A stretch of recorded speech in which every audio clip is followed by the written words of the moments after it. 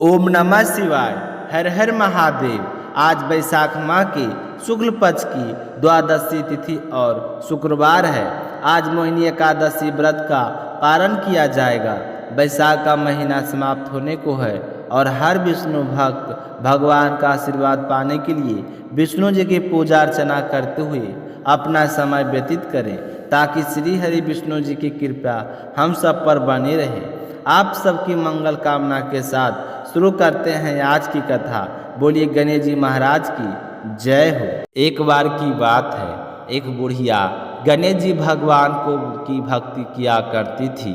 सुबह जल्दी उठती, स्नान करके पहले गणेश मंदिर जाती, गणेश जी को सुंदर से तिलक करती और गुड़ का भोग लगाती। बड़े ही श्रद्धा भाव से गणेश जी के नामों का स्मरण किया करती थी।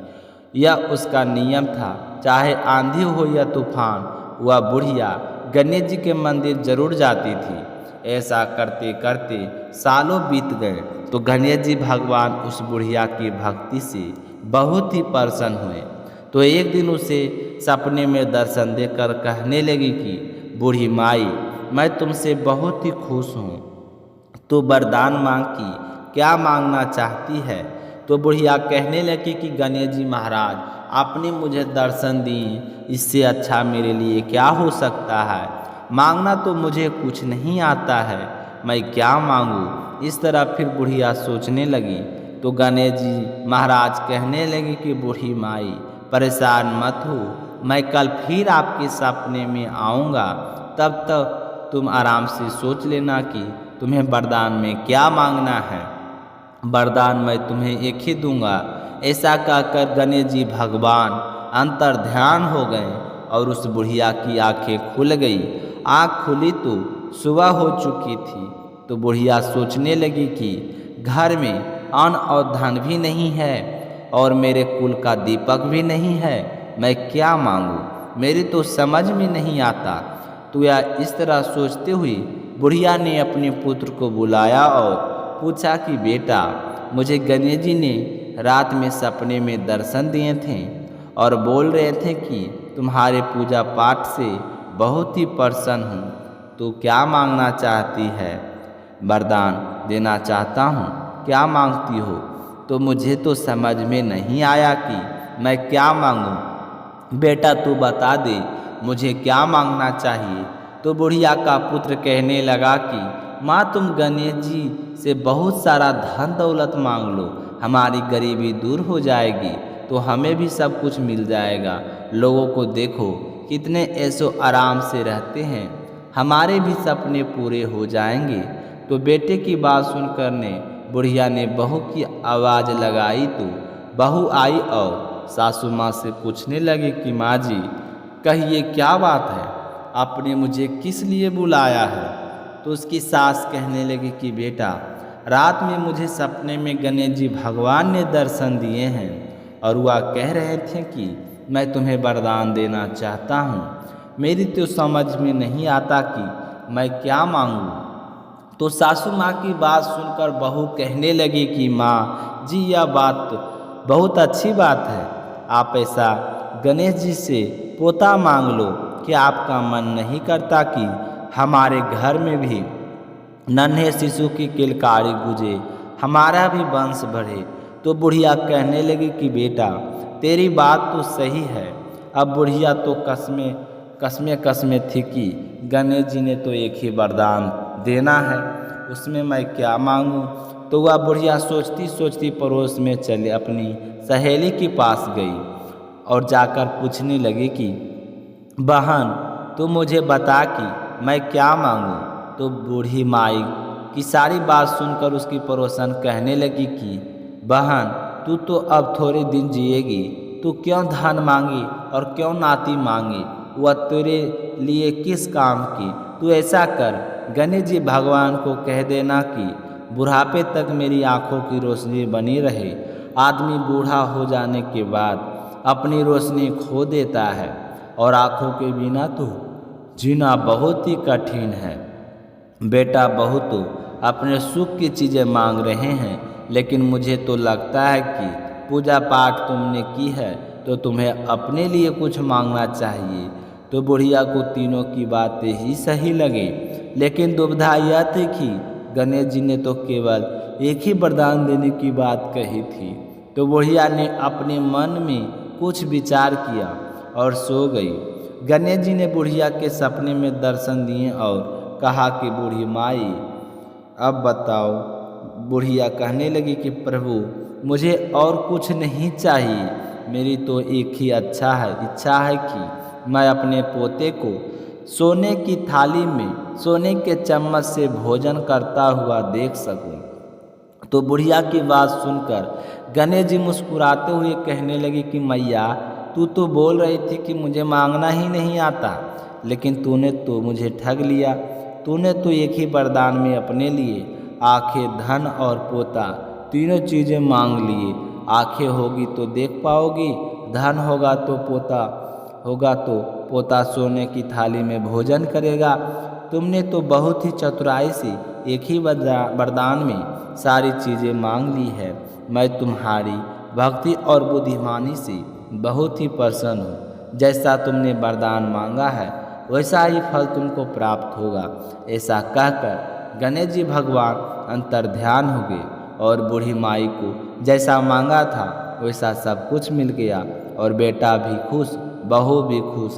बेटा बहू को देखकर बुढ़िया और भी ज़्यादा खुश हो गई। बोलिए गणेश जी महाराज की जय हो। अगली कहानी सुनते हैं राजा अम्बरीश की, जो एकादशी के दिन व्रत रखकर द्वादशी को जरूर सुननी चाहिए।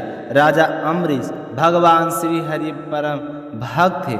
उनके पास खूब धन दौलत था, सातों द्वीप, अचल संपत्ति और अतुल्य ऐश्वर्य के शासक होने के बाद भी इन सब चीज़ों को सपने में के सामान समझते थे।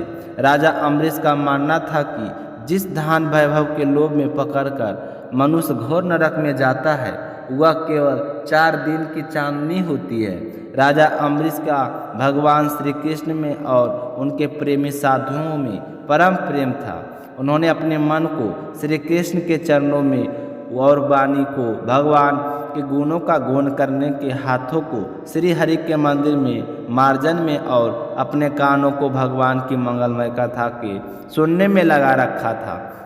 उन्होंने अपने नेत्रों को श्री हरि के विग्रह और मंदिरों के दर्शन में नासिका को अपने चरण कमलों पर चढ़ी श्रीमती तुलसी की दिव्य गंध में और जीवा को भगवान के प्रति अर्पित निवेद प्रसाद में संलग्न कर दिया था। राजा अम्बरीश के पैर भगवान के क्षेत्र आदि की पैदल यात्रा करने में लगे रहते थे और वे सिर से भगवान श्री कृष्ण के चरण कमलों की वंदना किया करते थे। इस प्रकार उन्होंने अपने सारे कर्म, यज्ञ, पुरुष इंद्रियातीत भगवान के प्रति उन्हें सर्वात्मा एवं सर्वपुर समझकर समर्पित कर गए थे और भागवत ब्राह्मणों की आज्ञा के अनुसार ही इस पृथ्वी पर शासन करते थे। तो इस तरह राजा अम्बरीश की अनन्य प्रेमयी भक्ति से प्रसन्न होकर भगवान ने उनकी रक्षा के लिए सुदर्शन चक्र को नियुक्त किया था, जो हमेशा राजा अम्बरीश की रक्षा के लिए तैयार रहता था। एक समय की बात है, राजा अम्बरीश अपनी पत्नी के साथ भगवान श्री कृष्ण की आराधना करने के लिए 1 वर्ष तक द्वादशी प्रधान एकादशी व्रत करने का नियम लिया था। व्रत की समाप्ति होने पर कार्तिक महीने में उन्होंने 3 रात का उपवास किया और एक दिन जमुना जी में स्नान करके भगवान श्री कृष्ण की पूजा करके पहले ब्राह्मणों को भोजन कराया, फिर सुसज्जित गांव उन ब्राह्मणों को घर भेज दी। इस तरह से ब्राह्मण देवताओं को अच्छी तरह खुश करके उनसे आज्ञा लेकर व्रत के पालन की तैयारी करने लगे। तो उसी समय ऋषि दुर्वासा वहां पर पहुंच गए, जो श्राप और वरदान देने में माहिर थे। ऋषि दुर्वासा को देखते ही राजा अम्बरीश उठकर खड़े हो गए, आसन देकर उन्हें बैठाया और विविध सामग्री से उनके चरणों को प्रणाम करके भोजन के लिए प्रार्थना की। दुर्वासा जी ने राजा अम्बरीश की प्रार्थना स्वीकार कर ली और कहने लगे कि भोजन मैं तो करूँगा, पर स्नान करके आऊँगा। तो वह नदी के तट पर चले गए। वहाँ पर ब्रह्मा जी का ध्यान करते हुए यमुना के पवित्र जल में स्नान करते रहे और उधर राजा अम्बरीश के पारण का समय बीतता जा रहा था। द्वादशी केवल एक घड़ी भर ही शेष रह गई थी तो राजा अम्बरीश तो धर्म संकट में पड़ गए। तो ब्राह्मणों से परामर्श करने लगे, कहने लगे कि ब्राह्मण देवताओं, ब्राह्मण को बिना भोजन करवाए स्वयं खा लेना और द्वादशी रहते पारण कर ना करना दोनों में ही दोष है। इसलिए आप मुझे कोई ऐसा उपाय बताइए जैसा करने से मेरी भलाई हो और मुझे पाप ना लगे। मुझे क्या करना चाहिए? तो सारे ब्राह्मण विचार करके कहने लगे कि श्रुतियों में से ऐसा कहा जाता है कि जल पी लेना भोजन करना भी है और नहीं करना भी है। इसलिए इस समय तू जल से पारण कर लो। तो ऐसा निश्चय करके मन ही मन भगवान का चिंतन करते हुए राजा अम्बरीश ने जल पी लिया। फिर दुर्वासा जी के आने का इंतजार करने लगे। दुर्वासा जी अवश्य कर्मों से निवृत्त होकर यमुना तट से लौट आए। तब राजा के आगे बढ़कर उनका अभिनंदन किया। तब उन्होंने अनुमान से ही समझ लिया कि राजा अम्बरीश ने पारण कर लिया है, तो उन्हें गुस्सा आ गया। उस समय दुर्वासा जी बहुत भूखे थे, तो वह क्रोध में से थर-थर काँपने लगे और उन्होंने हाथ से जोड़कर खड़े राजा अम्बरीश से कहा कि अरे इसे देखो, सही है, कितना क्रूर है, धन के मद में मतवाला हो रहा है। भगवान की शक्ति तो इसे छू नहीं सकती, यह अपने आप को समर्थ मानता है, इससे बड़ा तो कोई है ही नहीं। इसने तो आज धर्म का उल्लंघन करके बड़ा अन्याय किया है। मैं यहाँ पर इनका अतिथि बनकर आया था, पर मुझे खिलाए बिना ही स्वयं भोजन कर लिया। यह मेरे लिए क्रोध से नहीं बच सकता। यह कहकर राजा अम्बरीश से कहने लगे कि जो गलती तुमने की है उसकी सज़ा तो तुम्हें भुगतनी पड़ेगी। मुझे भोजन कराए बिना तुमने व्रत का पारण कैसे किया? इस तरह बोलते बोलते दुर्वासा ऋषि क्रोध से जल उठे। उन्होंने अपनी एक जटा उखाड़ी और जमीन पर डाल दी। उससे एक राक्षसी उत्पन्न हुई। तो ऋषि दुर्वासा ने उससे कहा कि राजा अम्बरीश के मार डालो। तो वह आग के समान जलती हुई हाथ में तलवार लेकर राजा अम्बरीश पर टूट पड़े। परम पुरुष परमात्मा ने अपने सेवक की रक्षा के लिए पहले से ही सुदर्शन चक्र को नियुक्त कर दिया रखा था। तो जैसे आग क्रोध से गुजरते हुए सांप को भस्म कर देती है, वैसे ही सुदर्शन चक्र ने दुर्वासा जी को कृत्या को जलाकर ढेर कर दिया। जब दुर्वासा जी ने देखा कि मेरी बनाई हुई कृत्या तो जल रही है और सुदर्शन चक्र मेरी ओर आ रहा है, तो वे भयभीत हो गए और अपने प्राणों को बचाने के लिए वहाँ से भाग निकले। अब आगे आगे ऋषि दुर्वासा और पीछे पीछे सुदर्शन चक्र। तो दुर्वासा ऋषि भागते भागते आकाश, पृथ्वी, अतुल वितुल आदि नीचे लोक, समुद्र, लोकपाल और उनके द्वारा सुरक्षित लोकों में एक स्वर्ग लोक तक पहुँच गए, पर सुदर्शन चक्र उनके पीछे लगा ही रहा। तो इस तरह चक्र को अपने पीछे लगा हुआ देखकर ऋषि दुर्वासा डर गए। जब ऋषि दुर्वासा को अपनी रक्षा करने वाला कोई और नहीं दिखाई दिया, तो वह अपने प्राण बचाने के लिए देव शिरोमणि पितामह ब्रह्मा जी के पास गए और बोले कि पितामह, आप तो स्वयं भू हैं, आप इस तेजोमन चक्र की में से मेरी रक्षा कीजिए। तो पितामह ने कहा कि दुर्वासा जी, मैं शंकर जी के तक्ष, भृगु आदि प्रजापति, भूतेश्वर आदि सब जिनके बनाए नियमों से बंधे हैं तथा जिनकी आज्ञा शिरोधाय करके हम लोग संसार का हित करते हैं, उनके भगत के द्रोही को बचाने से हम समर्थ नहीं हैं। जब पितामह ने इस प्रकार से दुर्वासा जी को निराश कर दिया, तब वह भगवान के चक्र से डरे हुए कैलाशवासी भगवान शंकर की शरण में गए। तो शंकर जी से जाकर अच्छा की गुहार लगाई। तो शंकर जी ने कहा कि दुर्वासा जी, जिनसे पैदा हुए हैं अनेकों ब्रह्मांड के हमारे जैसे हजारों चक्र काटते हैं, यह चक्र उन्होंने विश्वेश्वर का शस्त्र है, तो वह अपनी जान बचाने के लिए आप उन्हीं के शरण में जाओ। विष्णु भगवान ही तुम्हारा मंगल कर सकते हैं। तो शंकर जी की बात सुनकर निराश होकर दुर्वासा जी श्री हरि के परम धाम वैकुंठ की ओर भाग पड़े। ऋषि दुर्वासा भगवान के चक्र की आग से जल रहे थे। वे वैकुंठ पहुँचते ही भगवान श्री चरणों में गिर पड़े। उन्होंने कहा कि हे अच्युत, हे अनंत, आप संतों के एकमात्र इच्छित हैं।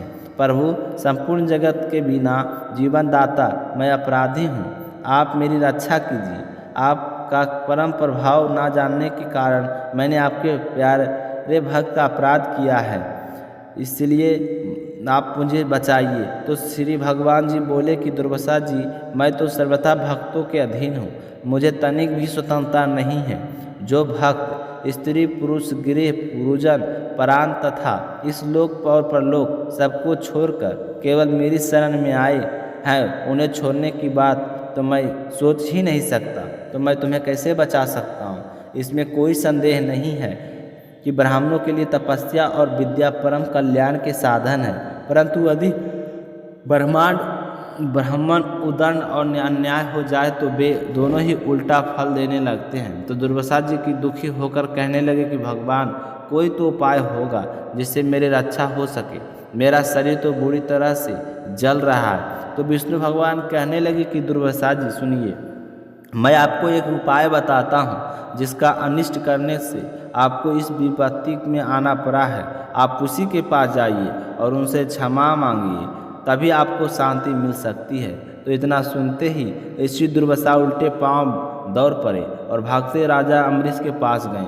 अत्यंत दुखी होकर राजा अम्बरीश के पैर पकड़ने चाहें तो दुर्वासा जी यह चेष्टा देखकर राजा अम्बरीश लज्जित होकर कहने लगे कि आप यह क्या कर रहे हैं, आप तो मेरे गुरु हैं और मेरे पैर पकड़कर मुझे क्यों शर्मिंदा कर रहे हैं। तो ऋषि दुर्वासा इसी के चक्कर की ओर इशारा करते हुए कहा कि मुझे इससे बचाइए, मेरी रक्षा कीजिए। तो राजा अम्बरीश भगवान के चक्र की स्तुति करने लगे।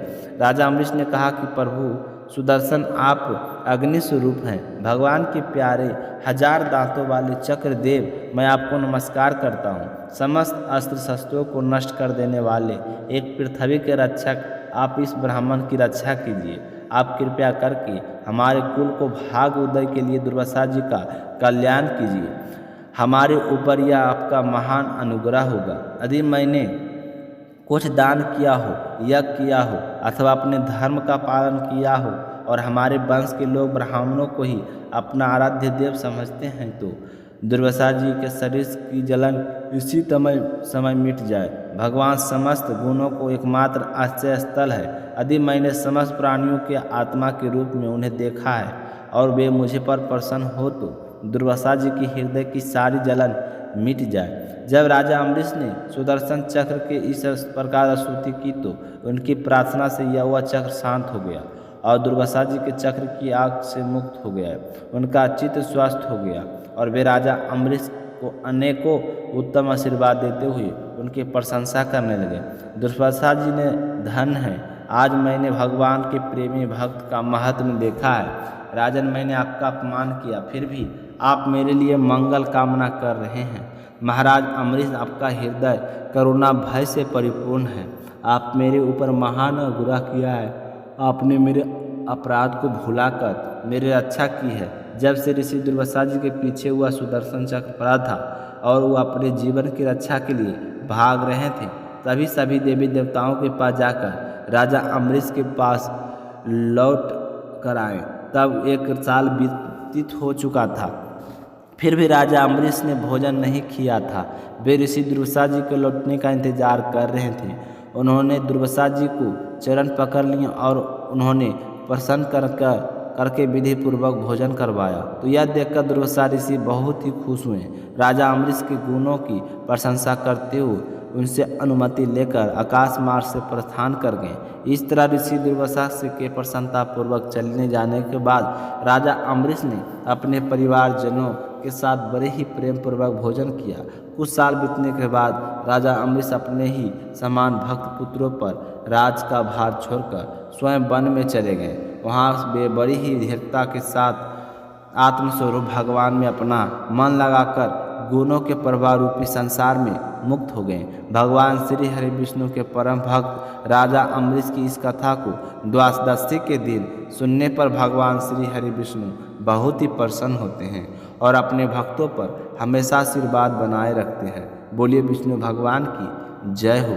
तो आप सभी श्रोताओं को कथा सुनकर कैसा लगा कमेंट करके ज़रूर बताइएगा। साथ ही अगर आपने अभी तक शीला भक्ति स्टोरी चैनल को सब्सक्राइब नहीं किए हैं तो चैनल को सब्सक्राइब कर लें, ताकि आने वाली वीडियो आप सभी को रोज़ाना सुनने को मिले।